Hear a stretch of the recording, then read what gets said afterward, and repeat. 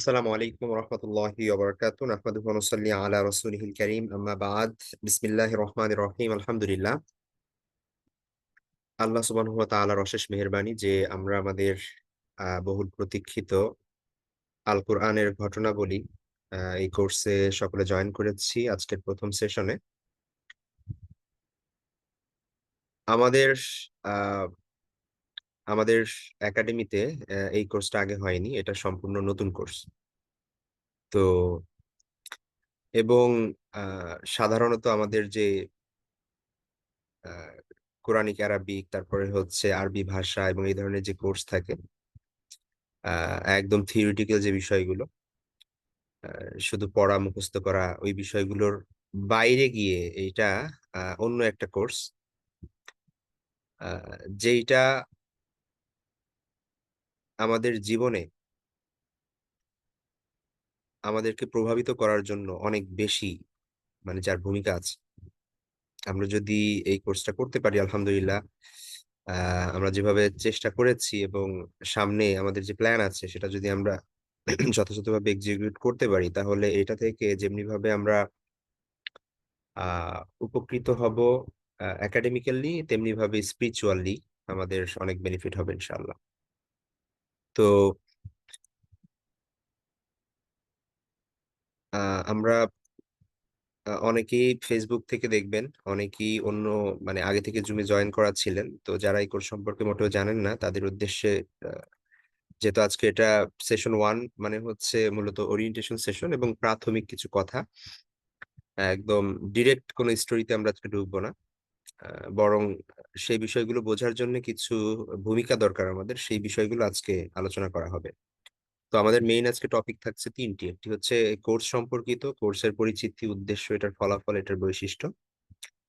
আর কোরআনে যে উল্লিখিত যে ঘটনাবলী আছে, যে বিষয়গুলো মূলত আমাদের মেইন টপিক, ওই সংক্রান্ত একটা ওভারভিউ দেখবো আমরা, যে কি কি ধরনের ঘটনা কোরআনে এসেছে।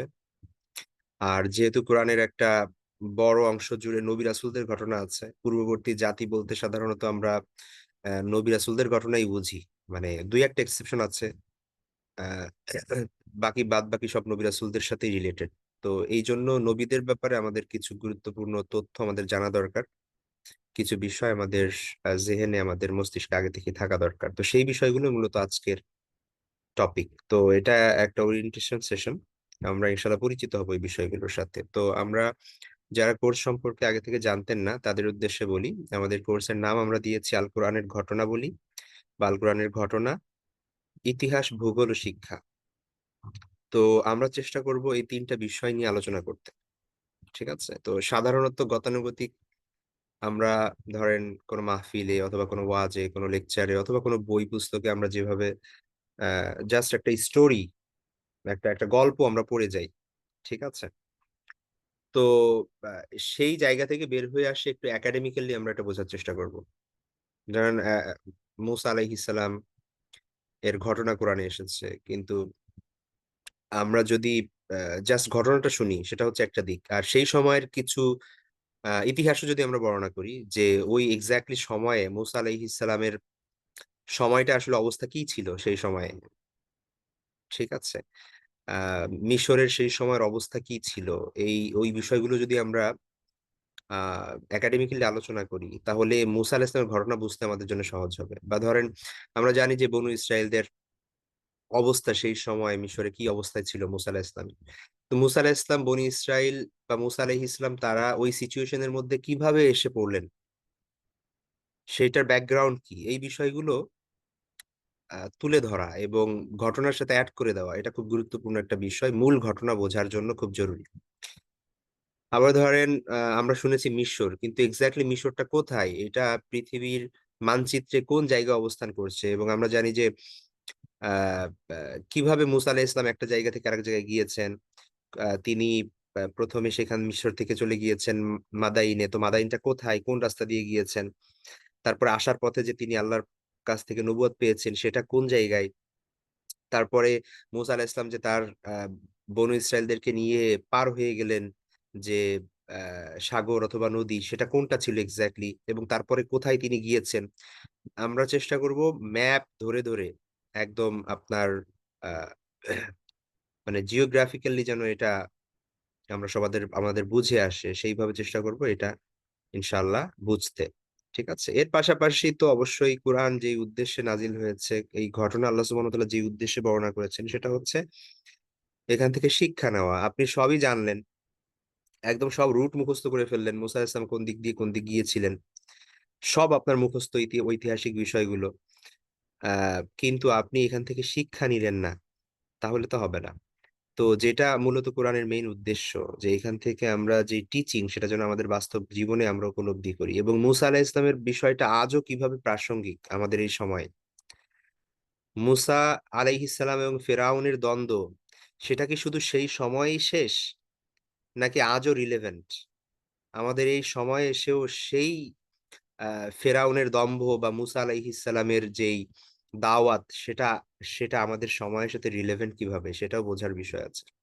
তো এই পুরো বিষয়টা আমরা ইনশাল্লাহ চেষ্টা করব এই কোর্সটাই আমরা কাভার করতে। তো আজকে আমাদের কোর্স শুরু হওয়ার কথা ছিল, এই জন্য আজকেই শুরু করেছি আলহামদুলিল্লাহ। আল্লাহর প্রতি অশেষ কৃতজ্ঞতা জ্ঞাপন করছি যে শুরু করতে পেরেছি। আমি খুবই কনসার্ন ছিলাম যে আমার শরীরের অবস্থা কি হয়। হঠাৎ হঠাৎ করে গত পরশুদিন থেকে আমার ঠান্ডা, গতকাল থেকে জ্বর। তো দোয়া করবেন আল্লাহ যেন সুস্থ করে দেন দ্রুত। তো আমাদের ক্লাস হচ্ছে শনি সোম বুধবার রাত 9টা থেকে বাংলাদেশ টাইম। তো সেই হিসেবে আপনারা নিউ ইয়র্কে যারা আছেন, ইউএস কানাডার নিউ ইয়র্ক টাইম জোনে আপনাদের পড়বে সকাল 11টা। ঠিক আছে, শনি সোম বুধবারই সকাল 11টা পড়বে। আবার এই পাশ থেকে আহ, অনেকে মালয়েশিয়া অস্ট্রেলিয়া বা জাপান থেকে ইয়া করেছেন, তো তাদের তো অনেক রাত আছে এখন। তো আপনাদের জন্য রেকর্ড ক্লাস থাকবে, ওইটা আপনারা পরবর্তীতে রেকর্ড দেখে নিতে পারবেন যারা কোনো কারণে যদি জয়েন না করতে পারেন ইনশাআল্লাহ। তো আমাদের এখানে কোর্সের বৈশিষ্ট্য আমি বলছি আবারও, যে দেখেন আমরা কিন্তু গতানুগতিক শুধু গল্প পড়ে যাব না, আমরা যে কয়েকটা দিকে ফোকাস করব। একটা হচ্ছে ঘটনাসমূহ ধরেন কোরআনে অগোছালো ভাবে আছে, তাই না? সূরা বাকারায় মুসা আলাহিস সালামের কিছু ঘটনা আছে, আবার অন্য সূরায় কিছু আছে, আবার দেখবেন যে সেই সেই মানে ছড়ায় ছিটায় বিভিন্ন জায়গায় পূর্ণাঙ্গ ঘটনা। শুধুমাত্র আপনি যদি দেখেন সূরা ইউসুফের মধ্যে ইউসুফ আলাইহিস সালামের ঘটনা আল্লাহ সুবহানাহু ওয়া তাআলা যেভাবে ডিটেলসে বর্ণনা করেছেন এবং একসঙ্গে যেই তথ্য দিয়েছেন, অন্য কোনো ঘটনার ক্ষেত্রে আপনি ওই ওই নজির পাবেন না, ওই দৃষ্টান্ত পাবেন না। তো আমরা চেষ্টা করব যে পূর্ণ ঘটনা এবং আরো কি কি বিষয় থাকতে পারে যেগুলো হয়তো কোরআনে বর্ণিত হয় নাই কিন্তু আমরা হাদিসের মাধ্যমে জানি, অথবা ইসরায়েলি রেওয়ায়েত, মানে বাই বিবলিক্যাল সোর্স থেকে যেগুলো পাওয়া যায়, এবং সেগুলোর মধ্যে কোন কোন সমস্যা আছে বা আমরা কতটুকু গ্রহণ করতে পারি বা পারি না, সেই বিষয়গুলো ডিসকাস করা হবে ইনশাআল্লাহ। হ্যাঁ, অনেক বিষয় আছে যেগুলো কোরআনেও নেই, হাদিসেও নেই, কিন্তু বনি ইসরায়েলদের রিওয়ায়েত, ইহুদিদের ওই রিওয়ায়েত গুলো থেকে তাদের সঙ্গে রিলেটেড যেহেতু এই ঘটনাগুলো, আহ তারা, তো এই কারণে তাদের কাছে অনেক সোর্স আছে, কিন্তু ওগুলো মানে ট্রাস্টেড না, অথেন্টিক না সবকিছু। ঠিক আছে, হাদিসের মধ্যে এসেছে আল্লাহ রাসূল সাল্লাল্লাহু আলাইহি ওয়াসাল্লাম বলেছেন, বনু ইসরায়েলদের থেকে তোমরা বর্ণনা করো, সমস্যা নাই, বর্ণনা করা যাবে, কিন্তু ওইটার ব্যাপারটা হচ্ছে আমাদের স্ট্যান্ড থাকবে হচ্ছে লা নুসাদ্দিকু ওয়ালা নুকাযযিবু, এটাকে আমরা সত্যায়ন করব না, আমরা মিথ্যারোপ করব না। বনু ইসরায়েলের কোনো ঘটনা যেটা ইহুদিদের থেকে পাওয়া বা বাইবেলে আছে ধরেন, আহ তো সেই জায়গা থেকে যদি কোনো ঘটনা এমন পাই যে কোরআনের সাথে মিলে যায়, তাহলে তো আমাদের সেটা নিতে সমস্যা নাই। আবার ধরেন এমন কিছু থাকবে যেটা কোরআনের এগেইনস্টে, তাহলে ওইটা কোনোভাবে আমরা নিতে পারবো না, ওইটা মিথ্যা, ওইটা ভুল, এটা আমরা বুঝতে পারবো। আর যদি এমন কিছু কিছু বিষয় থাকে যে কোরআনে সেটা হ্যাঁও না নাও না, কোরআনে এই ধরনের কোনো কথা বলে নাই, কিন্তু ইসরায়েলি রেওয়ায়তে আছে, তো সেটার ব্যাপারে স্কলারদের মত হচ্ছে সেটা নিতে পারবো, সেটা বর্ণনা করা যাবে। তবে এটাকে আমরা সত্যায়ন করবো না মিথ্যার উপর, এটা যে আসলেই সত্য ছিল এটা তো আমরা 100% শিওর না, যেহেতু কোরআন এবং সহিহ হাদিসে আসে নাই। আবার এটা মিথ্যাও বলতে পারছি না, কারণ হচ্ছে এটা হতেও তো পারে। ঠিক আছে, তো এই বিষয়গুলো আমরা ইনশাল্লাহ জানবো, পুরো বিস্তারিত ঘটনা, ঐতিহাসিক যে স্থানগুলো, সেগুলো আমরা মানচিত্র দিয়ে বোঝার চেষ্টা করবো ইনশাল্লাহ। আর হচ্ছে ইতিহাস শাস্ত্রের দিক থেকে, হিস্টোগ্রাফির থেকে আমরা ওই ওই পার্সপেক্টিভ থেকে আমরা কিছু বিশ্লেষণ করার চেষ্টা করব যেগুলো সম্ভব। এখানে অনেক বিষয় আছে যেগুলো আধুনিক হিস্টোরিওগ্রাফি বা হচ্ছে আপনার আহ মানে একাডেমিক্যালি ইতিহাসের দৃষ্টিকোণ থেকে সেগুলোর আসলে কোনো আহ সত্যতা আপনি ওইভাবে পাবেন না। কিভাবে পাবেন? কারণ এটা হচ্ছে আল্লাহ সুবহানাহু ওয়া তাআলা হাজার হাজার বছর আগের ঘটনা উল্লেখ করেছেন, আপনি সেই ব্যাপারে কিভাবে তথ্য পাবেন? আপনি এখন যদি কেউ যদি অস্বীকার করে যে না, আহ অমুক জাতি বলে কেউ ছিল না। এখন আমি সর্বোচ্চ এটা বলতে পারবো যে হ্যাঁ, তার ঈমান নাই, সে কোরআনের উপর বিশ্বাস স্থাপন করলো না, কিন্তু তাকে তো আসলে ওইভাবে চাক্ষুষ প্রমাণ দিয়ে বোঝানো যাবে না, তাই না? কারণ আমরা তো অতীতে ফিরে যেতে পারবো না, বা হচ্ছে আহ, প্রত্নতাত্ত্বিক দৃষ্টিকোণ থেকে ওইভাবে প্রমাণও করা যাবে না সবকিছুর। ঠিক আছে, তো সেই বিষয়গুলো ইনশাল্লাহ আমরা কতটুকু কি করা যায়, বা ওরিয়েন্টালিস্টরা এখানে কি কি করেছেন, এখানে অনেক অবজেকশন আছে ওরিয়েন্টালিস্টদের। তারা বিভিন্ন বিষয়ে অবজেকশন জানিয়েছেন। আহ, তো সেই বিষয়গুলো আমরা কিছুটা আলোচনা করব, যে কোন কোন জায়গায় তাদের অবজেকশন আছে এবং সেটার ইসলামিক দৃষ্টিভঙ্গি কি, এবং আমরা কি জবাব দিতে পারি, সেই জায়গাগুলো তুলে ধরবো ইনশাল্লাহ। আর বর্তমান যেটা বললাম, যে বর্তমানের সঙ্গে পূর্বের ঘটনাগুলির প্রাসঙ্গিকতা কি, কি ধরনের রিলেভেন্স, এবং আমরা কি কি শিক্ষা অর্জন করতে পারি, এই বিষয়গুলোই মূলত এই কোর্সে থাকছে। শুধুমাত্র গল্প করা না। ঠিক আছে, এখানে সুতরাং আমরা যারা আছি, আমরা সবাইকে বলবো যে আলাদা নোটবুক রাখবেন, যেন সত্যি এই প্রত্যেকটা বিষয় থেকে আমরা কিছু শিখতে পারি, কিছু নোট করতে পারেন, কিছু জিনিস মুখস্থ করতে পারেন, এবং at the end of the course যেন আপনি আসলেই কিছু এখান থেকে আপনার করতে পারেন, আপনার জন্য ফলাফল কিছু আসে। ঠিক আছে, তো সেইভাবেই আপনারা ইনশাল্লাহ জয়েন করবেন। তো আমরা যদি এবার চলে যাই, যে ওভারভিউ একটা যদি আমরা কোরআনে যে গল্পগুলো বর্ণিত হয়েছে আমরা যদি দেখি, তাহলে আমরা দেখবো যে আহ প্রায় এক তৃতীয়াংশ কোরআনের, সেগুলো হচ্ছে গল্প এবং কাহিনী। ঠিক আছে, কোরআনে আমরা আমরা যদি দেখি যে টোটাল আপনার কোরআনের বিষয়বস্তুর দিকে যদি আমরা তাকাই, শাহ ওয়ালিউল্লাহ মুহাদ্দিস দেহলভী রহিমাল্লাহ তাআলার একটা কিতাব আছে, বই আছে, আল ফাউজুল কাবীর। ওটা হচ্ছে উসুলুল কোরআনের উপর। উসুলুল কোরআন মানে হচ্ছে কোরআন বোঝার যে মূলনীতি, ওইটা হচ্ছে সেই বিষয়ের একটা কিতাব, বই। ওইখানে উনি উল্লেখ করেছেন যে কোরআনে টোটাল 5টা বিষয় আলোচিত হয়েছে। ঠিক আছে, তো তার মধ্যে একটা হচ্ছে যে আপনার বিধিবিধান সংক্রান্ত, যেটাকে আয়াতুল আহকাম বলা হয়। আহকাম বা বিধান সম্বলিত যেই আয়াতগুলো আছে, এগুলোর সংখ্যা হচ্ছে মাত্র 500। হ্যাঁ, কোরআনের 8 থেকে 10% হচ্ছে আয়াতে আয়াতুল আহকাম, বিধানাবলী সংক্রান্ত যে আয়াতগুলো আছে। এর বাইরে বাকি 90% কিন্তু আরো অনেক বিষয় আছে। যেমন ধরেন, কোরআনে আখিরাতের কথা বলা হয়েছে, পরকালের কথা। একটা বড় অংশ জুড়ে মানুষের মৃত্যু, পরকাল, কবর, জাহান্নাম, জান্নাত, এই সংক্রান্ত আলোচনা হয়েছে। এটা হিসাব করলে দেখবেন একটা বড় পার্সেন্টেজ এইখানে চলে গেছে। তারপরে কোরআনের মধ্যে আরো কিছু বিষয় আছে, আরেকটা টপিক আছে যে আল্লাহর সৃষ্টি, আসমান জমিন। বারবার আল্লাহ সুবহানাহু ওয়া তাআলা পাহাড়ের কথা বলছেন, আকাশের কথা বলছেন, মেঘের কথা বলছেন, আল্লাহর সৃষ্টির কথা তুলে ধরছেন, যে কিভাবে আল্লাহ সুবহানাহু ওয়া তাআলা আসমানকে খুঁটি ছাড়া দাঁড় করিয়েছেন, কিভাবে জমিনকে তিনি বিছিয়ে দিয়েছেন, তাই না? এই সৃষ্টিগুলো, রাত সৃষ্টি করেছেন, দিন সৃষ্টি করেছেন।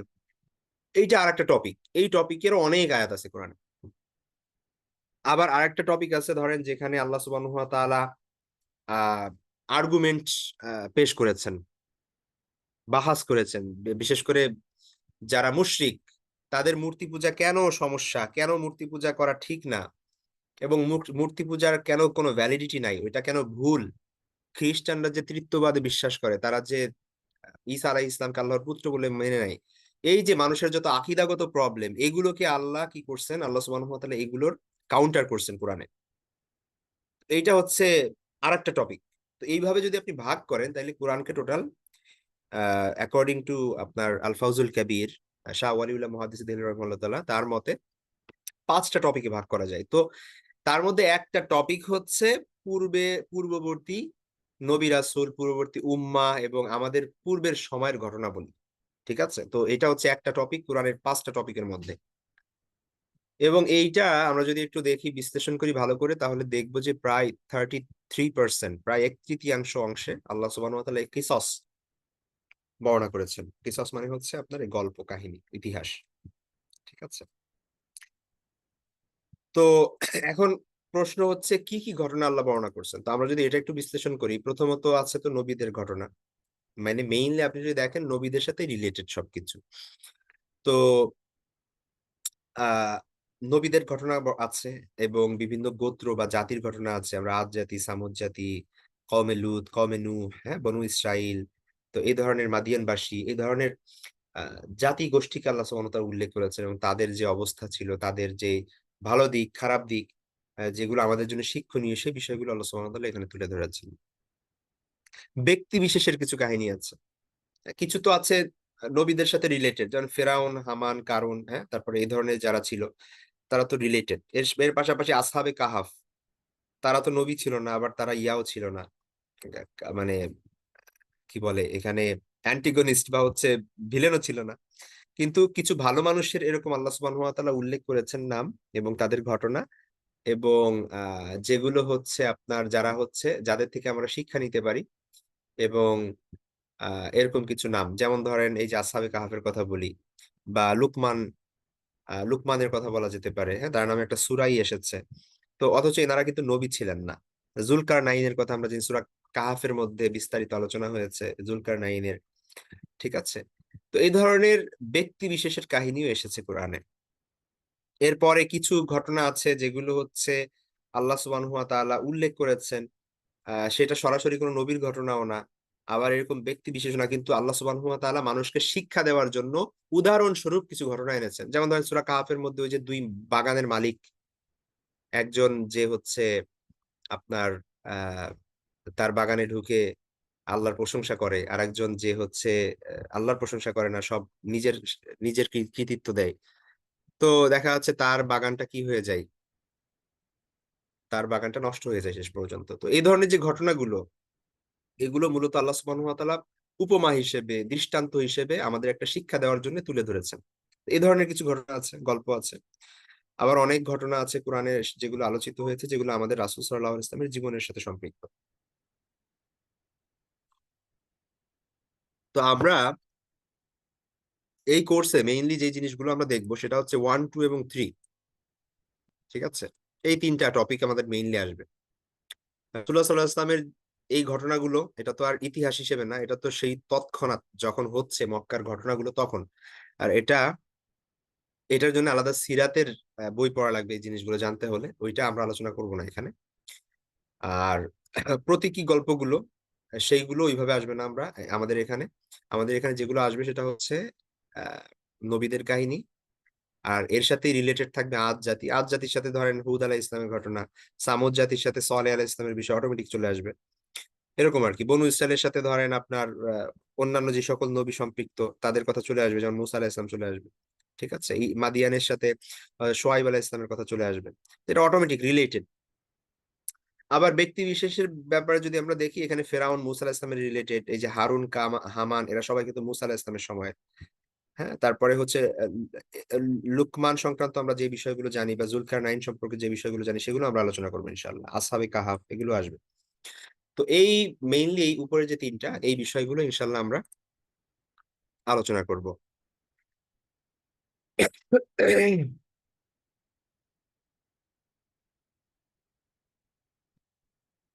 আচ্ছা, এবার আসেন, এই যে কোরআনে যে ঘটনাগুলো বর্ণনা হয়েছে, এগুলো কি জাস্ট আল্লাহ সুবহানাহু ওয়া তাআলা এমনি বর্ণনা করছেন? এগুলোর কি কোনো সত্যতা আছে? না, ধরেন আমরা কিছু শেখানোর জন্য মানুষ অনেক সময় বলি না যে পাখির গল্প বলি, পিঁপড়ার গল্প বলি, আমরা জানিও না যে এটা সত্য কি সত্য না, ঠিক আছে, যেগুলো লোককথা। কোরআনের কাহিনী কি এরকম যে এগুলোর আসলে কোনো সত্যতা নাই, আল্লাহ জাস্ট শিক্ষা দেওয়ার জন্য কিছু গল্প বানিয়েছেন, এরকম কিছু?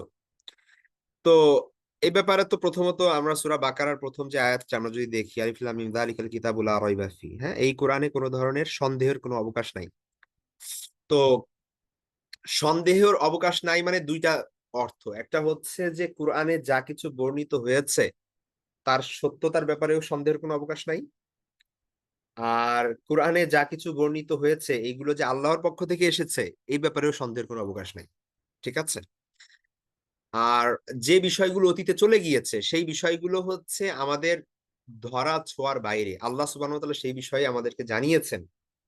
এই জন্য আল্লাহ বলছেন কোরআনে সূরা আলে ইমরানের মধ্যে, যালিকা মিন আম্বাইল গায়বি নূহিহি ইলাইক, এই যে ঘটনাগুলো আমি তোমাকে শোনাচ্ছি, এগুলো হচ্ছে গায়েবের সংবাদ, অদৃশ্যের সংবাদ, আমি যেগুলো তোমার প্রতি অবতীর্ণ করছি, ঠিক আছে, এগুলো তোমার জানা ছিল না।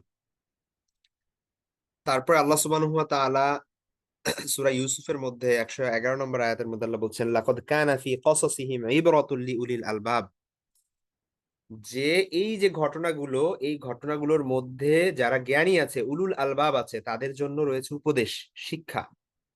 মা কানা হাদিসান ইউফতারা, আর এগুলো এমন কথা না যেগুলো বানানো, মন গড়া। হাদিস মানে হচ্ছে কথা, গল্প। ইউফতারা মানে যেটা বানানো হয়েছে। আল্লাহ স্পষ্টভাবে কোরআনে বলছেন যে এই কথা, এগুলো মন গড়া কথা না, বানানো কথা না। এগুলো সত্য ইতিহাস, যেগুলো আল্লাহ আমাদের কাছে তুলে ধরেছেন তার অশেষ দয়ার এবং তার করুণার কারণে। আল্লাহ সুবহানাহু ওয়া তাআলা আমাদেরকে পূর্ববর্তী মানুষের ঘটনা সামনে তুলে ধরেছেন কোরআনের এত বড় একটা জায়গা জুড়ে, যেন আমরা এটা নিয়ে চিন্তা করি, আমরা ভাবি যে এত এত সাম্রাজ্যের মালিক হয়েও, এত বিশাল সাম্রাজ্যের অধিপতি হয়েও সেই নমরুদ, সেই আপনার ফেরাউন, এত সম্পত্তির মালিক হয়েও সেই কারুন, তারা কিন্তু কি হয়েছে? তারা কিন্তু ধ্বংসপ্রাপ্ত হয়েছে। ঠিক আছে? তারা কিন্তু সফলকাম হতে পারে নাই। সুতরাং আমারও আজকে, আমি আজকে অল্প কিছু টাকার মালিক হইছি বলে আমি ঔদ্ধত্য করি। আমার গর্বে, অহংকারে আমার আমার দিকে মানুষ তাকাতে পারে না। হ্যাঁ? তো এইগুলো থেকে শিক্ষা নেওয়া উচিত আমাদের। যে আজকে আপনি একটা দেশের, ছোট্ট বাংলাদেশ নামক একটা দেশের ক্ষমতা পেলে আপনি অত্যাচারী হয়ে ওঠেন। অথচ সারা বিশ্বের, পুরো পৃথিবীর ক্ষমতা আল্লাহ দিয়ে দিয়েছেন। এমনও মানুষ ছিল পৃথিবীতে এবং তাদের অধঃপতন হইছে তাদের জুলুমের কারণে। তো এই জিনিসগুলো থেকে যদি আমরা শিক্ষা না নিই, তাহলে কি থেকে শিক্ষা নিব? তো আল্লাহ, আমরা যেন শিক্ষা নিতে পারি এইজন্য আল্লাহ সুবহানাহু ওয়া তাআলা দিয়েছেন। আল্লাহ কিন্তু মাত্র ৫০০ টা আয়াত অবতীর্ণ করতে পারতেন কোরআনে। যে জাস্ট নামাজ পড়ো, রোজা রাখো, হজ করো, যাকাত দাও। তারপরে হচ্ছে এগুলো হারাম, এগুলো হালাল। ব্যাস, জাস্ট শেষ। আর কিচ্ছু না। তারপরেও এগুলো কিন্তু আমাদের উপর ফরজ থাকতো। ঠিক আছে? কিন্তু আল্লাহ সুবহানাহু ওয়া তাআলা দয়া করে আমাদেরকে মুসা আলাইহিস সালাম, ফিরআউনের ঘটনা বলছেন। ইব্রাহিম আলাইহিস সালামের যেই শক্ত মজবুত ঈমান, সেই ঘটনা আমাদেরকে বলছেন যে কি অবস্থা ইব্রাহিম আলাইহিস সালাম একটা বারের জন্য সেকেন্ড থট তার মাথায় আসে নাই, চিন্তা করে নাই। আল্লাহ জবাই দিতে বলছেন তার ছেলেকে, তিনি প্রস্তুত। তার ওয়াইফ এবং নিউবর্ন বেবি, নতুন বাচ্চাকে তিনি মরুভূমির মধ্যে, কোনো খাবার নাই, পানি নাই, সেখানে রেখে আসতে বলছেন, তিনি রাজি।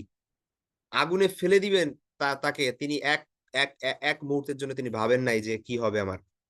তো এই যে ঘটনাগুলো আল্লাহ সুবহানাহু ওয়া তাআলা আমাদেরকে শিখাচ্ছেন, জানাচ্ছেন, এইটা আল্লাহর অশেষ দয়া এবং রহমত ছাড়া আর কিছুই না। মানে আল্লাহ চাইলে তো নাও বলতে পারতেন এগুলো। কিন্তু আল্লাহ বলছেন কেন? যেন মানুষ এখান থেকে শিক্ষা নেয়। কিন্তু আফসোসের বিষয় হচ্ছে যে আমরা কি শিক্ষা নিবো? আমরা তো কোরআন পড়িই না, জানিই না, মানে ব্যাস, ওইটা তো আরেক টপিক। বুঝিই না, বুঝতে চাইও না। তো যাই হোক, কোরআনে যেই ঘটনাগুলো এসেছে এগুলো সব আল্লাহর পক্ষ থেকে। সুতরাং এইখানে সন্দেহের কোনো অবকাশ নাই। ঠিক আছে? এখন আপনি যদি আজকে, মানে প্রত্যেকটা একাডেমিক জায়গার তো নির্দিষ্ট রুলস এবং ইয়া আছে, হ্যাঁ?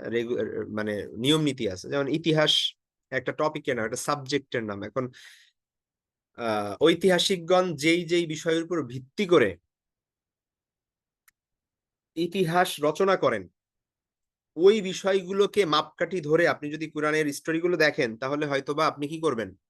বলবেন যে না, না, আমি তো এগুলার সত্যতা দেখছি না। তাই না? এরকম হইতেই পারে। কারণ ধরেন আপনার, আমরা বিশ্বাস করি যে আমরা এই যে আমাদের বাংলাদেশে যেই মানে আগের যুগে যে সেই সময়ের ধরেন মুসলিম শাসন আমলের পূর্বে সেন বংশ শাসন করেছে, পাল বংশ শাসন করেছে, তাই না? তাদের সময়ের কিন্তু নিদর্শন এখনো আছে। প্রত্নতাত্ত্বিক নিদর্শন যেগুলোকে বলা হয় আরকি। ঠিক আছে? এই আর্কিওলজিক্যাল যেই সাইট গুলো, সেগুলো ওই নওগাঁ, তারপরে কুমিল্লা, তারপর হচ্ছে আপনার এই বিষয়গুলো আ স্পষ্ট। এখন আপনি চাইলেই কিন্তু এগুলো অস্বীকার করতে পারবেন না। কারণ ওইগুলোর ওইখানে খোদাই করে সেই সময়ের ডেট দেওয়া আছে, সময় এবং কে এটা করছে সেগুলো লেখা আছে, এরকম কিছু। সুতরাং এগুলো হিস্ট্রিতে প্রুভেন। তারপরে ধরেন যদি বলি আমাদের এই যে আমাদের ঢাকার মধ্যে যে ধরনের আহসান মঞ্জিল বলেন, তারপর হচ্ছে এই যে লালবাগ কেল্লা বলেন, মুঘলদের যে স্থাপত্য নিদর্শনগুলো, এগুলো কেউ অস্বীকার করতে পারবে। কেউ বলতে পারবে না যে মুঘল সাম্রাজ্য বলে কিছু ছিল না। কারণ আ আপনি তাজমহল সাক্ষী দিচ্ছে যে না, শাহজাহান বলে কেউ ছিল, সম্রাট শাহজাহান বলে কেউ ছিল। আপনি অস্বীকার করতে পারবেন না, তাই না? কারণ ওটা হচ্ছে প্রমাণ। তো এখন আপনি যদি এইভাবে প্রত্নতাত্ত্বিক নিদর্শন খুঁজে যদি আপনি মানে অস্বীকার করে দিতে চান যে নূহ আলাইহিস সালামের ঘটনা বলে কিছু ছিল না, যদি থাকে তাহলে সেই নৌকা কই? ঠিক আছে? যেহেতু আমি নৌকা খুঁজে পাইতেছি না, এই কারণে নূহ আলাইহিস সালাম বলে কেউ ছিল না। তো এইটা হচ্ছে মানে আধুনিক এবং ওয়েস্টার্ন একাডেমির এই একটা প্রবলেম। বুঝতে পারছেন? যেহেতু তারা অদৃশ্যের গায়েব বিশ্বাস করে না, আল্লাহকে বিশ্বাস করে না। মানে একাডেমিক্যালি বিশ্বাস করে না। পার্সোনালি কেউ যদি বিশ্বাস করে করলো। তো এই কারণে তারা এগুলাকে কি করে না? হিস্ট্রি হিসেবে অ্যাকসেপ্ট করে না। তো আমাদের কথা হচ্ছে যে এগুলা কোরআনের উদ্দেশ্য না ইতিহাস লেখা। কোরআনের উদ্দেশ্য না যে সায়েন্স লেখা।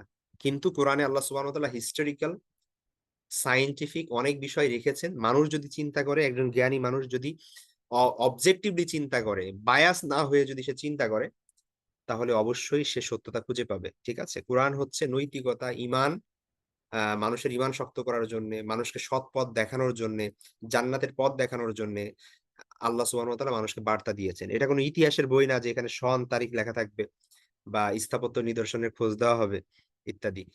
তো সুতরাং কোরআনে বিষয়ের যে ঘটনাগুলো এসেছে এগুলোর সাথে যদি আমরা সময়, সাল, স্থান বা হচ্ছে এই ধরনের রেফারেন্স যদি নাও থাকে, তারপরেও এর সত্যতা নিয়ে আমাদের মনে কোনো সন্দেহ থাকবে না ইনশাআল্লাহ। ঠিক আছে? এই ব্যাপারে আর আমরা যেহেতু এখানে সবাই মুসলিম এবং আলহামদুলিল্লাহ আশা করি সবাই প্র্যাকটিসিং মুসলিম। সুতরাং আ আমাদের জন্যে ওই টপিকটার মানে আলাদাভাবে আলোচনা করার দরকারই নাই। আমাদের এই ঘটনাগুলো আমরা কেন শিখবো, কেন জানবো? আমরা আশা করি যারা জয়েন করেছেন তারা সবাই অলরেডি মানে ওই ইন্সপায়ার্ড হয়েই জয়েন করেছেন। এখানে আলাদাভাবে আর বলার কিছু নাই। তারপরে যদি আমরা দেখি কয়েকটা পয়েন্ট। ১ নাম্বার হচ্ছে আল্লাহ সুবহানাহু ওয়া তাআলা কেন বর্ণনা করেছেন এই কোরআনে? যাতে করে আমরা পূর্ববর্তী মানুষের অবস্থা দেখে যেন আমরা শিক্ষা নিতে পারি। আমাদের ঈমান যেন মজবুত হয়। আমরা যেন বুঝতে পারি যে কিভাবে যারা আল্লাহর পথে কষ্ট হওয়া সত্ত্বেও যারা আল্লাহর পথে থেকেছে, আল্লাহ কিভাবে তাদের সাহায্য করেছেন। কিভাবে আসহাবে কাহাফকে আল্লাহ সুবহানাহু ওয়া তাআলা সাহায্য করেছেন। কিভাবে আল্লাহ সুবহানাহু ওয়া তাআলা বনু ইসরাইলদেরকে ফিরআউনের হাত থেকে বাঁচিয়েছেন। কিভাবে আল্লাহ সুবহানাহু ওয়া তাআলা ইব্রাহিম আলাইহিস সালামকে সেই আগুনে নিক্ষিপ্ত হওয়া সত্ত্বেও যেখানে মানে কোন সন্দেহ নাই যে তাকে জ্বালিয়ে দিবে। সেই অবস্থা থেকেও আল্লাহ সুবহানাহু ওয়া তাআলা সেখানে শুধু তাকে রক্ষাই করেননি, আগুনকে আল্লাহ সুবহানাহু ওয়া তাআলা শান্তিদায়ক, আরামদায়ক বানায় দিয়েছেন। তো এই জিনিসগুলো যদি আমরা না জানি, তাহলে আমরা কিভাবে আমাদের আল্লাহর প্রতি আমরা ভরসা করতে পারবো বা আমরা আমরা আমাদের ঈমানকে মজবুত করতে পারবো? আর যারা আল্লাহর অবাধ্যতা করেছে, তাদের পরিণতি কি হয়েছে? তারা কিভাবে ধ্বংস হয়েছে? সেটাও আমাদের দেখার বিষয় আছে, বোঝার বিষয় আছে যে এত বড় সাম্রাজ্য থাকা সত্ত্বেও কেন ফেরাউনের এই পরিণতি হলো? যে তাকে ওইখানে ডুবে মরতে হলো? কেন নমরুদের এই অবস্থা হলো? বা অন্যান্য জাতি যারা হচ্ছে অত্যাচারী ছিল, আদ জাতি, সামুদ জাতি যারা আ নবীদের কথা শুনে নাই, আল্লাহর পথে আসে নাই, আল্লাহ তাদেরকে ধ্বংস করে দিয়েছেন। তো সেই তাদের অবস্থার আ তাদের অবস্থা আসলে কেমন ছিল? সেই বিষয়গুলো আল্লাহ সুবহানাহু ওয়া তাআলা তুলে ধরেছেন। সেগুলো আমাদের জানতে হবে। এবং আমরা এখান থেকে নিজেদের সংশোধন, আত্মশুদ্ধি আ এটা অনেক বড় একটা শিক্ষা। নিজেকে চেঞ্জ করা। ঠিক আছে? ঈমান মজবুত করা, নিজেকে ঠিক করা, পার্সোনাল যেই ধরনের ল্যাকিংস গুলো আছে, সমস্যাগুলো আছে, সেগুলো অনুধাবন করে সেগুলো সংশোধন করা। এই আত্মশুদ্ধি এটা অনেক বড় একটা জিনিস। ঠিক আছে? কিভাবে মানুষকে মানে পাপ কিভাবে মানুষকে আস্তে আস্তে ধ্বংস করে দেয়। তো সেই জিনিসগুলো যেন আমরা না ভুলে যাই। এইজন্য বারংবার আল্লাহ সুবহানাহু ওয়া তাআলা সেই একই ঘটনা বর্ণনা করছেন কোরআনের মধ্যে। আল্লাহ আমাদেরকে এই কোরআনের ঘটনার মাধ্যমে সবর এবং দৃঢ়তা শেখান। যে কিভাবে নবীদের জীবন কত কঠিন ছিল, বিপদে ভরা ছিল। সামনে অনেক কঠিন পাওয়ারফুল মানুষ এবং আর্মি আর তার বিরুদ্ধে মুষ্টিমেয় অল্প কিছু মানুষ। তারপরে আল্লাহ সুবহানাহু ওয়া তাআলার ভরসার উপর ভরসা করে কিভাবে তারা সবর করেছেন এবং আল্লাহর কাছে সাহায্য প্রার্থনা করেছেন, সেই বিষয়গুলো আমরা শিখতে পারবো ইনশাআল্লাহ। এবং আ দাওয়া এবং নেতৃত্বের কৌশল এটা অনেক গুরুত্বপূর্ণ বিষয়। যে নবীরা যেখানে পুরো সমাজের সব মানুষ পাপাচারে লিপ্ত। একটা মানুষ এমন নাই যে আল্লাহকে চিনেছে বা আল্লাহর আ আ তাওহীদের উপর অটল আছে। সেই অবস্থায় একেকজন নবীকে আল্লাহ পাঠিয়েছেন। নূহ আলাইহিস সালামের কথা চিন্তা করেন বা ইব্রাহিম আলাইহিস সালামের কথা চিন্তা করেন। ইব্রাহিম আলাইহিস সালামের বাবা পর্যন্ত নিজে মূর্তি বানায়ে বিক্রি করতেন। এবং তার এলাকার, তার অঞ্চলের সব মানুষ মূর্তি পূজারী। তো এমন একটা জায়গা থেকে কিভাবে আপনি দাওয়াতের সূচনা করবেন, নেতৃত্ব দিবেন এবং গুণাবলী অর্জন করবেন, যেখানে আ পুরো একটা সমাজ ব্যবস্থা চেঞ্জ হয়ে যাবে। তাই না? তো আমাদের অবস্থা চিন্তা করেন, আমরা আমরা তো অ্যাটলিস্ট এমন জায়গায় বসবাস করতেছি যেখানে আমার পরিবার মুসলমান, আত্মীয় স্বজন সব মুসলমান, অ্যাটলিস্ট আল্লাহকে বিশ্বাস করে, হয়তোবা তাদের মধ্যে কিছু ভুল ভ্রান্তি আছে, অথবা কেউ হয়তোবা একটু অলসতায় প্র্যাকটিসিং মুসলিম না। কিন্তু এমন তো না যে সবাই মূর্তি পূজা করছে, এই আল্লাহর কথা বললে আপনাকে মারছে, এরকম তো কেউ না, তাই না? তো আমরা এই সিচুয়েশনেও দাওয়াতের কাজ করতে পারছি না, অথচ নবীরা মানে পাহাড় সমান প্রবলেম নিয়ে, অবস্টেকল নিয়ে, যে তিনি ছাড়া আর কেউই নাই, সেই জায়গায় তারা তারা গিয়ে দাওয়াত দিচ্ছেন, এবং আল্লাহ সুবহানাহু ওয়া তাআলা আহ মানে তাদেরকে এই হিম্মত দিয়েছেন। তো এইখান থেকে এই জিনিসগুলো বোঝা, দাওয়াতের কৌশল শেখা, নেতৃত্বের কৌশল শেখা, এটাও খুব গুরুত্বপূর্ণ বিষয়, যেগুলো আমরা ইনশাল্লাহ ঘটনার মাধ্যমে জানতে পারবো, শিখতে পারবো। এই ছাড়া আল্লাহর প্রতি অগাধ বিশ্বাস, আস্থা, আল্লাহর বিচার, আল্লাহর জাস্টিস, আল্লাহর যে পাওয়ার, কুদরত, সেগুলো আমরা অনুধাবন করতে পারবো, এবং আমাদের প্রতি নিত্য দিনের যে আমাদের যে স্ট্রাগল আছে লাইফে, আমাদের নিজের যে সমস্যাগুলো আছে, সেগুলোর ক্ষেত্রে এগুলো অনেক বেশি রিলেভেন্ট হবে ইনশাল্লাহ। তো এই বিষয়গুলো থাকবে, আমরা আরো দু একটা বিষয় দেখবো। আল্লাহ সুবহানাহু ওয়া তাআলা নবী রাসূল কেন পাঠিয়েছেন? কেন পাঠিয়েছেন এটা তো আমরা সবাই জানি। আল্লাহ সুবহানাহু ওয়া তাআলা কোরআনের মধ্যে নিজেই বলেছেন। আমরা যদি কোরআনের আয়াত দেখি, তাহলে সেখানে আমরা দেখবো আল্লাহ সুবহানাহু ওয়া তাআলা সূরা আপনার ইসের মধ্যে আপনারা যদি দেখেন যে আ সূরা জুমআর ২ নম্বর আয়াতের মধ্যে, হুয়াল্লাযী বাআসা ফিল উম্মিয়িনা রাসূলাম মিনহুম ইয়াতলু আলাইহিম আয়াতি। কয়টা কাজ? ইয়াতলু আলাইহিম আয়াতি, যে নবী হচ্ছেন কি করবেন? মানুষকে আল্লাহর আয়াত পাঠ করে শোনাবেন। ওয়া ইউযাক্কিহিম, তাদেরকে পবিত্র করবেন। ওয়া ইউআল্লিমুহুমুল কিতাবা ওয়াল হিকমা, তাদেরকে শিক্ষা দিবেন কিতাব এবং হিকমত। ঠিক আছে? তাহলে আল্লাহর কিতাব, হিকমত শিক্ষা দেওয়া, মানুষকে পরিশুদ্ধ করা, মানুষকে আল্লাহর আয়াত শোনানো, এটা নবীদের একটা দায়িত্ব। ঠিক আছে? গুরুত্বপূর্ণ দায়িত্ব। এইজন্য আল্লাহ সুবহানাহু ওয়া তাআলা প্রেরণ করেছেন। আমরা যদি অন্যান্য আয়াতের মধ্যেও দেখি, তাহলে দেখতে পাবো যে আল্লাহ বলছেন যে আহ লাকাদ বাআসনা ফি কুল্লি উম্মাতির রাসূলান আন ইয়াবুদুল্লাহ ওয়াজতানিবুত তাগুত। আল্লাহ সুবহানাহু ওয়া তাআলা বলছেন যে সূরা নাহালের ৩৬ নম্বর আয়াত, আল্লাহ বলছেন যে প্রত্যেকটা জাতির মধ্যে আল্লাহ রসুল পাঠিয়েছেন। প্রত্যেক ফি কুল্লি উম্মাতিন, প্রত্যেক উম্মতের মধ্যে, সম্প্রদায়ের মধ্যে আল্লাহ সুবহানাহু ওয়া তাআলা রসুল পাঠিয়েছেন। বেসিক দুইটা দাওয়াত নিয়ে তারা এসেছে। সবার এই সেম দাওয়াত ছিল। এক, আনি আবুদুল্লাহ, যে আল্লাহর ইবাদত করো। দুই, ওয়াজতানিবুত তাগুত, তাগুত থেকে দূরে থাকো। তাগুত মানে কি? আল্লাহ ব্যতীত মানুষ আল্লাহর স্থানে আর যাকে বসাই, সেই হচ্ছে তাগুত। সেটা মানুষ হইতে পারে, কোনো মূর্তি হইতে পারে, কোনো পাওয়ারফুল পাওয়ার হইতে পারে, টাকা পয়সা হইতে পারে, আহ ক্ষমতার লোভ হইতে পারে, সবকিছু হইতে পারে। অর্থাৎ আল্লাহর স্থানে, আল্লাহ সুবহানাহু ওয়া তাআলার স্থানে আপনি যাকেই বসান, সেই তাগুত। তার মানে হচ্ছে আল্লাহকে আপনার ইবাদত করার কথা, আপনি যদি আল্লাহর বদলে অন্য কাউকে ইবাদত করেন, তাহলে সেটা তাগুত। আল্লাহকে আপনার যেমনটা ভালোবাসার কথা, আপনি আল্লাহ ব্যতীত ওই ভালোবাসা যদি অন্য কাউকে দেন, সেটা তাগুত।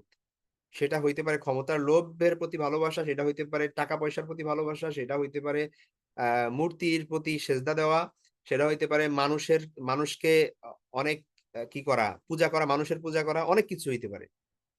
আর আল্লাহর এগেইনস্টে যা কিছু আছে সবকিছু তাগুত। ঠিক আছে? আল্লাহর স্থানে যাকে বসায় মানুষ। তো এই বেসিক দুইটা দাওয়াত, একটা হচ্ছে তাওহীদের দাওয়াত, অর্থাৎ শুধুমাত্র আল্লাহর ইবাদত করতে হবে, তাগুত থেকে দূরে থাকতে হবে। এই সব নবীরা কিন্তু এই বার্তা নিয়ে এসেছেন। এখন কথা হচ্ছে, এই বার্তা তো আল্লাহ সুবহানাহু ওয়া তাআলা কি করতে পারতেন? ফেরেশতাদের মাধ্যমে একটা বই পৃথিবীতে রাইখে চলে যেতে পারতো ফেরেশতারা, যে এই যে বই, এখানে লেখা আছে তোমাদের সবকিছু, এই অনুযায়ী তোমরা চলবা, যে আল্লাহর ইবাদত করবা, অন্য কারো ইবাদত করবা না, ইত্যাদি ইত্যাদি। নবীদের কেন পাঠাইতে হবে? মানুষের মধ্যে থেকে আল্লাহ নবী কেন পাঠিয়েছেন? এটা হচ্ছে এই যে লাকাদ কানা লাকুম ফি রাসূলিল্লাহি উসওয়াতুন হাসানাহ। তারপরে ওয়ামা আরসালনা মির রাসূলিন ইল্লা লিইউতা বিইজনিল্লাহ, সূরা আহজাবের 21 নম্বর আয়াত, সূরা নিসার 64 নম্বর আয়াত। তারপরে হচ্ছে এই ধরনের যে আয়াতগুলো আছে, এখানে আমরা দেখতে পাই যে মানুষ যেন মডেল হিসেবে নবীদেরকে গ্রহণ করতে পারে। এই জন্য আল্লাহ সুবহানাহু ওয়া তাআলা নবী পাঠিয়েছেন। যদি নবী না পাঠাতেন, শুধু যদি আল্লাহ সুবহানাহু ওয়া তাআলা আকাশ থেকে ছেড়ে দিতেন, এই যে নিদর্শন দিয়ে দিলাম, নাও এই যে হচ্ছে তোমরা বই কোরআন দিয়ে দিলাম, এবার তোমরা নিজেরা আমল করো, তখন আমরা বলতাম কি যে 5 ওয়াক্ত নামাজ পড়া, এটা কি সম্ভব কোনোদিন? এটা তো খালি লিখে দিয়ে দেওয়া যায়, এটা কি আমল করা সম্ভব নাকি? বা সারাদিন না খেয়ে থাকা, রোজা রাখা, এটা কি কখনো সম্ভব? তো এটা যে সম্ভব, এই জন্য আল্লাহ সুবহানাহু ওয়া তাআলা মানুষের মধ্যে থেকে নবী পাঠিয়েছেন, যেন তিনি আমাদের দেখাতে পারেন যে এটা সম্ভব, এটা পসিবল। ঠিক আছে, আল্লাহর নবী তিনিও মানুষের রক্তে মাংসের মানুষ ছিলেন। তো তিনি যদি করতে পারেন, তাহলে তুমিও পারবা। আমরা যেন তাকে মডেল হিসেবে গ্রহণ করে কিভাবে করতে হবে সেটা তিনি দেখিয়ে দিলে আমরা যেন সেটা অনুকরণ করতে পারি। এই জন্য মডেল হিসেবে, আদর্শ হিসেবে আল্লাহ সুবহানাহু ওয়া তাআলা নবীদের প্রেরণ করেছেন। আরেকটা গুরুত্বপূর্ণ বিষয় যেটা খুবই ইম্পর্টেন্ট এবং খুবই স্ক্যারি অ্যাজ ওয়েল, সেটা হচ্ছে মানব জাতির বিরুদ্ধে আল্লাহ সুবহানাহু ওয়া তাআলা দলিল প্রতিষ্ঠা করতে নবী পাঠিয়েছেন। কিয়ামতের দিন মানুষ যেন না বলতে পারে যে আমরা তো জানতাম না, এই অজুহাত যেন না দিতে পারে। ঠিক আছে, এই জন্য নবীদেরকে হাতে কলমে শিখায়া দিয়েছেন, মানে নবীরা হাতে কলমে শিখিয়ে দিয়েছেন, মানুষ তৈরি করে দিয়ে গিয়েছেন যে এইভাবে করতে হবে, বা এইটা সঠিক, এটা ভুল, এইটা হচ্ছে ভালো, এটা খারাপ। এটা মানুষদের আল্লাহ সুবহানাহু ওয়া তাআলা শিখিয়ে দিয়েছেন নবীদের মাধ্যমে, যাতে করে কিয়ামতের দিন কেউ কোনো এক্সকিউজ না দিতে পারে যে আমরা তো জানতাম না, আমরা তো কিভাবে করব, আমরা তো কিছু পাই নাই, শুনি নাই, ইত্যাদি ইত্যাদি। আল্লাহ কোরআনে বলছেন সূরা নিসার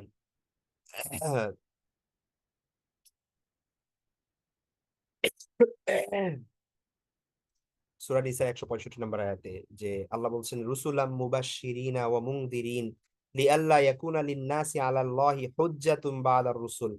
রাসূলগণকে আল্লাহ প্রেরণ করেছেন সুসংবাদদাতা এবং সতর্ককারী রূপে, যাতে রাসূলদের পরে মানুষের কোনো অজুহাত না থাকে আল্লাহর বিরুদ্ধে, যে আল্লাহ তুমি তো আমাদেরকে জানাওই নাই যে তোমাকে ছাড়া আর কারো ইবাদত করা যাবে না, আমি তো জানতামই না। তো নবীরা হুজ্জাত হিসেবে বলবে, নবীরা সাক্ষী দেবে কিয়ামতের দিনে যে আমরা কি করেছি, আমরা যথাযথভাবে মানুষের কাছে পৌঁছে দিয়েছি। এখন আপনারা প্রশ্ন করতে পারেন, তাহলে স্যার এখন তো নবী নাই, এখন যেই হিন্দুরা আছে, এখন যেই অমুসলিম আছে, বা এখন যেই মানুষটা নামাজ পড়ছে না, তারা তো জানে না যে তাদের কাছে তো নবী যাচ্ছে না। তো এই কথা বলে আমরা এখন ধরা খাবো, নিজেরা ধরা খাবো। সেটা হচ্ছে আল্লাহ সুবহানাহু ওয়া তাআলা শেষ জাতিকে, উম্মতকে, শেষ নবীর উম্মতকে বানিয়েছেন নবীর ওয়ারিস। বিশেষ করে যারা উলামা, যারা স্কলার, তারা হচ্ছে আল উলামা ও ওয়ারাসাতুল আম্বিয়া, নবীদের ওয়ারিস। তাদের দায়িত্ব হচ্ছে সাধারণ মানুষকে জানানো, এবং মুসলমান জাতির দায়িত্ব হচ্ছে অন্য জাতিকে সতর্ক করা, জানানো তাদের শিরকের ব্যাপারে, তাদের খারাপ, যে তারা ভুল পথে আছে এটা জানানো। এখন নবী আসবে না কিয়ামত পর্যন্ত, কিন্তু তারা জানবে কিভাবে? আমাদের দায়িত্ব তাদেরকে জানানো। এখন সেই দায়িত্ব যদি আমরা যথাযথভাবে পালন করি তাহলে তো ভালো, কিন্তু না হলে এরাই সাক্ষী দিবে আমাদের। হ্যাঁ, বাংলাদেশে যত হিন্দু আছে, ধরেন অমুসলিম আছে, তারা সাক্ষী দিবে যে না আমি তো বাংলাদেশে ছিলাম, আমার তো আশেপাশে সকল মুসলমান ছিল, এরা নামাজ পড়ছে, কিন্তু আমাকে তো কোনোদিন বলি নাই যে আমি ভুল পথে আছি। তাহলে আমি জানবো কিভাবে যে আমি ভুল পথে আছি? তো তখন আল্লাহ সুবহানাহু ওয়া তাআলা এদেরকে ধরবে। বুঝতে পারছেন তো? এটা খুব মানে ডেঞ্জারাস একটা বিষয়। এই জন্য আল্লাহ রাসূল সাল্লাল্লাহু আলাইহি ওয়াসাল্লাম বলছেন যে বাল্লিগ আন্নি ওয়ালাউ আয়াহ, আমার পক্ষ থেকে একটা আয়াত হলে পৌঁছায় দাও। তো এটা পৌঁছানো প্রত্যেকের দায়িত্ব, যে দাওয়াতি কাজ করবে। হ্যাঁ, নিজের জায়গা থেকে যতটুকু সম্ভব আল্লাহ যাকে যতটুকু ক্যাপাবিলিটি দিয়েছে, স্কোপ দিয়েছে, তার সেই স্কোপে দাওয়াতি কার্যক্রম করা, এইটা ফরজ। ঠিক আছে, এটা জরুরি। আচ্ছা, তারপরে তো এই বিষয়গুলো আমরা দেখি মেইনলি 4টা পয়েন্টই। আর একটা গুরুত্বপূর্ণ বিষয় বলে রাখি, সেটা হচ্ছে দেখুন, একটা মানে ফিলোসফিক্যাল কথা বলি, সেটা হচ্ছে মানুষের বুদ্ধি দিয়ে আসলে কতটুকু সত্য খুঁজে পাওয়া সম্ভব। আমরা বিবেক বলে একটা কথা জানি, আমাদের যে বিবেক আল্লাহ দিয়েছেন, হ্যাঁ, আমরা যে রেশনাল মাইন্ডের যে মানুষ, আমরা অন্য সকল জীব জন্তু প্রাণী থেকে আমরা যে আলাদা, আমাদের বিবেক আছে। তো এখন যারা হচ্ছে সেকুলার, বা হচ্ছে যারা হচ্ছে কোনো ধর্ম মানতে চায় না, বিশেষ করে নাস্তিক যারা, তাদের ইয়া হচ্ছে যে ধর্মের কি দরকার? ঠিক আছে, আমরা তো কি করতে পারি, নিজেরাই ঠিক করতে পারি যে কোনটা ঠিক কোনটা ভুল। তাই না? আপনার বিবেক আছে, তো বিবেক অনুযায়ী চলবেন, ব্যাস শেষ। তা পৃথিবীর সব বিবেকই তো বলে যে মিথ্যা বলা নিষেধ, সুতরাং মিথ্যা বলা নিষেধ, ওকে, এরকম আর কি। তো ব্যাপারটা হচ্ছে যে মানুষের বিবেক আছে, কিন্তু সেটা সীমিত। ঠিক আছে, মানুষের বিবেক সীমিত, এবং মানুষের বিবেক হচ্ছে মানে হাইলি ম্যানিপুলেটেড, ঠিক আছে? তার দৃষ্টিভঙ্গি, তার আশপাশ, তার শিক্ষা, যেই সমাজে সে বড় হয়েছে, যেই মানুষের সাথে সে মিশেছে, এইগুলো দ্বারা সে প্রভাবিত। অবজেক্টিভ না, খুবই সাবজেক্টিভ মানুষের বিবেক, খুবই বায়াসড, ঠিক আছে? তো সুতরাং এই বিবেক দ্বারা চূড়ান্ত সত্যে পৌঁছানো এইটা সম্ভব না, ঠিক আছে? অথবা আপনি যদি মানে ধরেন আপনি কয়জন মিলে বসছেন, একটা দেখবেন যে দুইজন মানুষ, মানে দুইজন থাকলে আর্গুমেন্ট হয়ে যায়, এ বলতেছে এটা, ও বলতেছে ওইটা, তাই না? আপনি যদি ধরেন একটা এক্সাম্পল হিসেবে নেন, যে কোন বয়সে মেয়েদের বিবাহ হতে পারে বা একজন মানুষের বিয়ে হতে পারে, তাই না? মানে এইজ অফ কনসেন্ট যেটাকে বলা হয়, যে সেটা আসলে কোন বছর, কত বছর? পৃথিবীর মানুষ কি, মানে আমি ইসলামিক রাষ্ট্রগুলো বাদ দিলাম, পৃথিবীর যত সেকুলার রাষ্ট্র আছে, যেখানে ধর্মেও প্রভাব বিস্তার করে না তাদের আহ, নিয়ম নীতিতে, তাদের সংবিধানে বা তাদের আইনে, পৃথিবীর সব রাষ্ট্র কি এক হতে পেরেছে, যে একটা ডিসিশনে পৌঁছাতে পেরেছে? আপনি একটু হিসাব করেন। আপনি যদি একটু ওয়ার্ল্ড ওয়াইড একটু সার্চ দেন গুগলে, তাহলে দেখতে পারবেন যে আপনি আহ জাপানে একরকম, ইউরোপের দেশগুলোতে একরকম, আমেরিকায় একরকম, হ্যাঁ, তারপরে আবার আফ্রিকায় একরকম। তো পৃথিবীর বিবেক যদি মানুষকে সত্যর দিকেই নিয়ে যেত, তাহলে তো সব মানুষ চিন্তা করে একটা ডিসিশনে, একটা কনক্লুশনেই পৌঁছতে পারতো যে কোন এই যে একটা মানুষের বিয়ে হওয়া উচিত। কেউ বলবে 18 বছর, কেউ বলবে 21 বছর, কেউ বলবে 25 বছর। এটা তো লর কথা বলতেছি। আবার সোসাইটিতে এমন সোসাইটি আছে যেখানে 30 বছরের আগে ধরেন বিয়ে করলে বলবে এত আর্লি বিয়ে কেন করছো? আপনাকে মানে এক ধরনের বুলিং, মানে বুলিং এর শিকার হইতে হবে সোশ্যালি, ঠিক আছে? তো এই যে আমাদের কথা হচ্ছে যে মানুষের বিবেক সীমিত, আল্লাহ বিবেক দিয়েছেন কিন্তু বিবেক সীমিত। মানুষের বিবেক দ্বারা চূড়ান্ত সত্য খুঁজে পাওয়া হয়তো সম্ভব, কিন্তু সব ক্ষেত্রে না। আবার যেই কনক্লুশনে আমরা পৌঁছেছি সেটা কি সত্য কি সত্য না, সেটা আমরা কিভাবে বুঝবো? মানুষ আজকে আমরা যেটাকে সত্য মনে করছি, 50 বছর পরে, 2 জেনারেশন পরে মানুষ এসে বলবে যে ওইটা ভুল ছিল, তাই না? আবার 100 বছর পরে আবার তাদের ভ্যালু চেঞ্জ হয়ে যাবে। তো এই জন্য আল্লাহ সুবহানাহু ওয়া তাআলার পক্ষ থেকে আমাদের জন্য, আমাদের কাছে একটা মেসেজ আসা জরুরি। আল্লাহ বলে দিবেন যে কোনটা সঠিক কোনটা ভুল, কোনটা ঠিক কোনটা বেঠিক, এবং আমরা সেটা চোখ বুজে সেটা গ্রহণ করব, মেনে নিব, এটার মধ্যেই আমাদের সফলতা, ঠিক আছে? সুতরাং এই জন্য নবী রাসূল আসার তো কোনো বিকল্প নাই। এই জন্য আল্লাহ সুবহানাহু ওয়া তাআলা পাঠিয়েছেন। নবী রাসূলদের প্রতি আমাদের কিছু বিশ্বাস অবশ্যই থাকতে হবে। ধরেন তাদের প্রতি আমাদের বিশ্বাস রাখতে হবে যে যেই সকল নবী এসেছেন, যাদের কোরআনে নাম আছে বা নেই, এরকম সকল নবী রাসূলকে আমরা বিশ্বাস করবো যে তারা আল্লাহর পক্ষ থেকে তারা সত্যের দাওয়াত দিয়েছেন। তারা সকলেই সত্যবাদী ছিলেন, নির্ভরযোগ্য ছিলেন, নির্দোষ ছিলেন। তারা আল্লাহ সুবহানাহু ওয়া তাআলা তাদেরকে সকল গুনাহ থেকে রক্ষা করেছেন। হ্যাঁ, নবীদের ব্যাপারে আমাদের একটা গুরুত্বপূর্ণ আহ বিশ্বাসের, যেই বিশ্বাসগুলো নবীদের ব্যাপারে আমাদের রাখতে হবে, তার মধ্যে একটা হচ্ছে সিদ, যে সত্যবাদিতা, আমানা, বিশ্বাসযোগ্যতা, তাবলীগ, মানে তারা যথাযথভাবে আল্লাহর বার্তা পৌঁছে দিয়েছে মানুষকে, এবং ইসমা, ইসমা মানে হচ্ছে আপনার নির্দোষ অথবা নিষ্পাপতা, পঙ্কিলতা মুক্ত, পাপ পাপ মুক্ত, ঠিক আছে? তো এই বিশ্বাসগুলো আমাদের রাখতে হবে নবীদের ব্যাপারে। তারপর হচ্ছে আল্লাহর পক্ষ থেকে তারা হেদায়েত প্রাপ্ত।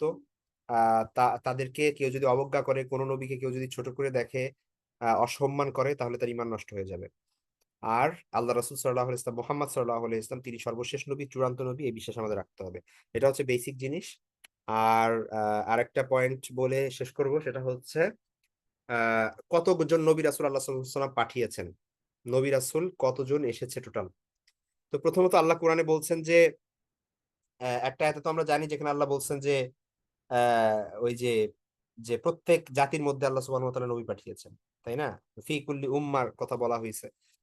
তারপরে সুতরাং এটার মানে অনেক বেশি, আমরা হয়তো বা কোরআনে 25টা নাম আছে নবীর, 25 জন নবী রাসূলের নাম আছে, কিন্তু এর বাইরে আরো অনেক বেশি আল্লাহ সুবহানাহু ওয়া তাআলা নবী প্রেরণ করেছেন। একটা আয়াতে আমরা দেখি এখানে, লাকাদ আরসালনা রুসুলাম মিন ক্বাবলিক, তোমার পূর্বে আমি রাসূল পাঠিয়েছি, মিনহুম মান কাসাসনা আলাইক, তাদের মধ্যে থেকে কেউ কেউ আছে যাদের ব্যাপারে আমি তোমাকে বলেছি, অমিনহুম মাল্লাম নাকসুস আলাইক, আবার এমন অনেক নবী আছে যাদের ব্যাপারে আমি তোমাকে কোনো ঘটনা বলি নাই।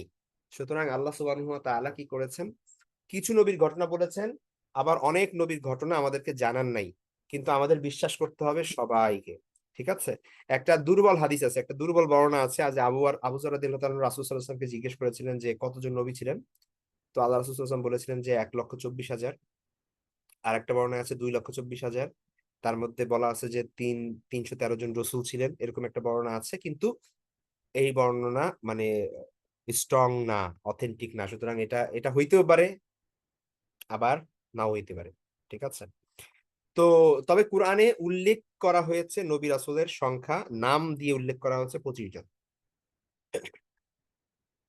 আচ্ছা, আর একটা জিনিস আছে, সেটা দিয়ে শেষ করি। নবী এবং রাসূল দুইটা টার্ম। হ্যাঁ, নবীর ইংলিশে ট্রান্সলেশন করা হয় হচ্ছে আপনার প্রফেট, আর রাসূল হচ্ছে মেসেঞ্জার। তো ইসলামিক স্কলারগণ দুইটা টার্মকে দুই ভাগে ভাগ করেছেন। আহ আল্লাহর পক্ষ থেকে কেউ যদি ওহী পায়, তাহলে সে হচ্ছে নবী, যিনি একটা কি করেছেন, যাকে একটা দায়িত্ব দেওয়া হয়েছে আহ মানুষকে আল্লাহর পথে আনার জন্য বা রাখার জন্য। আল্লাহর পক্ষ থেকে তার কাছে ওহী আসে, এই মানুষটা হচ্ছে নবী। রাসূল হচ্ছে স্পেশাল কাইন্ড অফ নবী, যারা স্পেশালি আল্লাহর পক্ষ থেকে নতুন কোন মানে শরিয়া পেয়েছেন, অর্থাৎ কোন কিতাব পেয়েছেন। ঠিক আছে। নবী অনেক এসেছে, কিন্তু সব নবী কি আল্লাহর পক্ষ থেকে নতুন বিধান পেয়েছেন? কারণ আমরা কোরআন পেয়েছি, নবী আমাদের প্রফেট মুহাম্মদ সাল্লাল্লাহু আলাইহি ইসলাম, তিনি কি পেয়েছেন? আল্লাহর পক্ষ থেকে কোরআন পেয়েছেন। কোরআনের মধ্যে আলাদা অনেক বিধি নিষেধ, হুকুম আহকাম, এগুলো আলাদা একটা শরীয়ত, যেটা শরীয়তে ইসলামী, সেটা আছে, তাই না?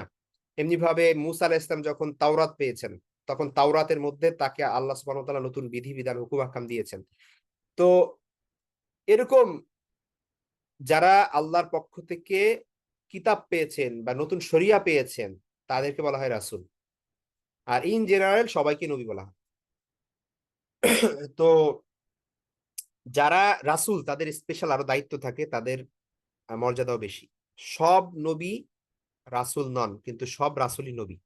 ঠিক আছে। তো এই ধরনের কিছু পার্থক্য আছে। আহ নতুন শরীয়ত বলতে বোঝানো হচ্ছে যে ধরেন আমাদের যে শরীয়ত ইসলামী, এই শরীয়ত কি এক্স্যাক্টলি মুসা আলাইহিস ইসলামের শরীয়তের সাথে যাবে সেম? উত্তর হচ্ছে না। বেসিক বিশ্বাস তো সবার একই, যে আল্লাহর উপর বিশ্বাস করতে হবে, আল্লাহর নবীদের উপর বিশ্বাস করতে হবে, পরকালে বিশ্বাস করতে হবে, একমাত্র আল্লাহর ইবাদত করতে হবে। সব নবীরই এই ধরনের মানে থিওলজিক্যাল যে বিশ্বাসগুলো ছিল, এগুলো সব সেম ছিল। কিন্তু প্র্যাকটিক্যাল যে আমলগুলো ছিল, এগুলো সবার এক ছিল না। যেমন আমরা এখন 5 ওয়াক্ত যেভাবে নামাজ পড়ি, মুসা আলাইহিস ইসলামের উম্মত বনু ইসরাইল তারা কি এইভাবে সেম ওয়েতে আজান দিয়ে 5 ওয়াক্ত নামাজ পড়তো? বা আমরা এখন যেভাবে রমজানের 1 মাস টানা রোজা রাখি, এভাবে কি পূর্ববর্তী সকল উম্মতের উপর এটা ফরজ ছিল? না। আমাদের উপরে যে নামাজ, রোজা, হজ এগুলো ফরজ করা হয়েছে যেইভাবে, যেই পদ্ধতিতে, পূর্বে এমন ছিল না। এক এক উম্মতের জন্য সেই সময়ে যেটা সুইটেবল ছিল, আল্লাহ সেই সময়ের জন্য যেটা প্রযোজ্য ছিল, সেই জিনিসটা ফরজ করেছেন। ঠিক আছে। এখন এই জন্য মুসা আলাহিস ইসলামের শরীয়ত থেকে ঈসা আলাহিস ইসলামের শরীয়ত আলাদা ছিল, ঈসা আলাহিস ইসলামের শরীয়ত থেকে আমাদের শরীয়ত আলাদা।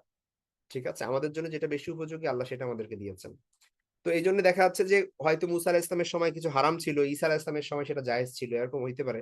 আবার ঈসা আলাহিস ইসলামের সময় হয়তো বা কিছু জিনিস জায়েজ ছিল, যেটা আমাদের সময় হয়তো হারাম হবে, হইতেই পারে এরকম। ঠিক আছে। তো এই যে নতুন শরীয়ত দেওয়া, যেই নবীকে আল্লাহ সুবহানাহু ওয়া তাআলা এরকম নতুন একটা শরীয়ত দিয়েছেন, তাকে বলা হবে রাসূল। আর ইন জেনারেল সবাইকে নবী বলা হবে, শরীয়ত পাক অথবা না পাক। ঠিক আছে। তো এই হচ্ছে বিষয়, নবী রাসূলদের ব্যাপারে আমরা বেশ কিছু জিনিস জানলাম। যেহেতু আমরা নবী রাসূলদের ঘটনা পড়তে যাচ্ছি, ইনশাআল্লাহ নেক্সট ক্লাস থেকে আমরা ওয়ান বাই ওয়ান একটা পার্টিকুলার ঘটনা নিয়ে বা পার্টিকুলার নবীর জীবনী নিয়ে আমরা ইনশাআল্লাহ আলোচনা করার চেষ্টা করব।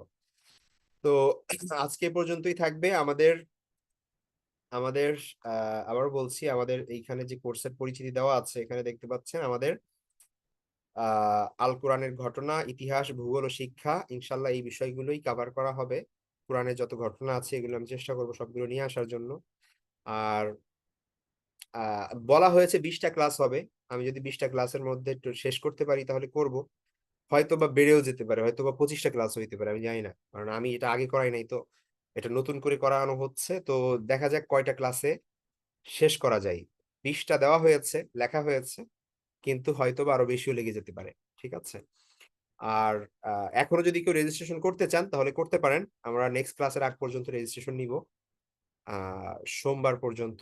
সোমবারে আমাদের পরবর্তী ক্লাস ইনশাআল্লাহ। তো সেই পর্যন্ত সবাই ভালো থাকবেন। আর দোয়া করবেন আল্লাহ যেন এই কোর্সের সাথে সম্পৃক্ত সবাইকে কামিয়াবি দান করেন এবং কবুল করেন আল্লাহর জন্যে। আমরা যেন এখান থেকে সত্যি কিছু শিক্ষা লাভ করতে পারি এবং আমাদের জীবনে যেন সেটা থেকে আমরা আ সেগুলো যেন এপ্লাই করতে পারি। আল্লাহ সেই তৌফিক দান করুন। ঠিক আছে। আর খুব দ্রুত ২-৩ মিনিটের মধ্যে শেষ করব। এর আগে যদি কারো কোনো কোয়েশ্চেন থাকে, খুবই রিলেটেড কোনো কোয়েশ্চেন থাকে তাহলে করতে পারেন। আর এখানে অনেক কোয়েশ্চেন আছে যেগুলো হয়তোবা আপনারা তাহমিনা আপুকে পরে করতে পারবেন। তো সেগুলো আর আমাকে করার দরকার নাই। ওইটা আমি চলে যাওয়ার পরে করবেন। আসসালামু এখন আলাইকুম। যদি খুব রিলেটেড কোনো কিছু থাকে তাহলে বলেন। জি। শেখ, প্রথমত জানতে চাচ্ছিলাম আপনার পড়াশোনার বিষয়টা। আমার পড়াশোনার আমার সিভি আমাদের গ্রুপে দিয়ে দিব। সবাই দেখবেন ইনশাআল্লাহ। ঠিক আছে। আর কারো কোনো বিষয় আছে?